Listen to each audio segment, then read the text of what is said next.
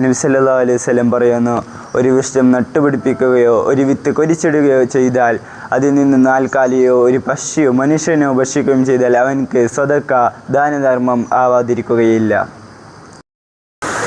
रसूल अकरम सल्लल्लाहु अलैहि वसल्लम ने इरशाद फरमाया है कि अगर किसी शख्स ने दूसरे को दरख्त लगाने में मदद की हो तो वो जन्नत में जाने के लिए ज़रिया बन जाएगा.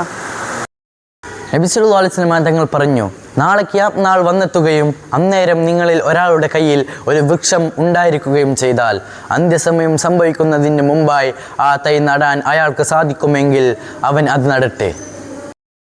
അബൂ ദർദ റളിയല്ലാഹു അൻഹുവിൻ്റെ അടുക്കലൂടെ ഒരാൾ നടന്നു നീങ്ങുമ്പോൾ അയാൾ മരം നടുന്ന ശ്രദ്ധയിൽപ്പെട്ട അയാൾ ചോദിച്ചു, ഈ വയസ്സുകാലത്താണോ നിങ്ങൾ മരം നടുന്നത്? ഒരുപാട് വർഷങ്ങൾക്ക് ശേഷമല്ലാതെ ഇതിൽ നിന്ന് നിങ്ങൾ അനുഭവിക്കില്ലല്ലോ.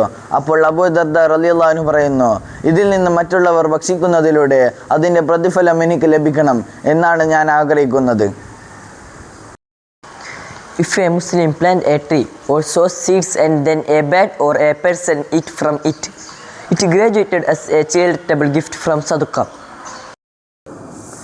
ಪ್ರವಾದಿ ಮೊಹಮ್ಮದ್ ಮುಸ್ತಫಾ ಸಲ್ಲಲ್ಲಾಹು ಅಲೈಹಿ ವಸಲ್ಲಮ ಅವರು ಹೇಳಿದರು, ಯಾರಾದರೂ ಒಂದು ಮರವನ್ನು ನೆಟ್ಟರೆ ಅದರಿಂದ ಮನುಷ್ಯರು ಅಥವಾ ಪ್ರಾಣಿಗಳು ತಿನ್ನುವ ಪ್ರತಿಯೊಂದು ಹಣ್ಣು ಹಂಪಲುಗಳು ಆ ವ್ಯಕ್ತಿಗೆ ಪುಣ್ಯದಾನವಾಗಿ ಪರಿಣಮಿಸುತ್ತವೆ ಎಂದು ಹೇಳಿದ್ದಾರೆ.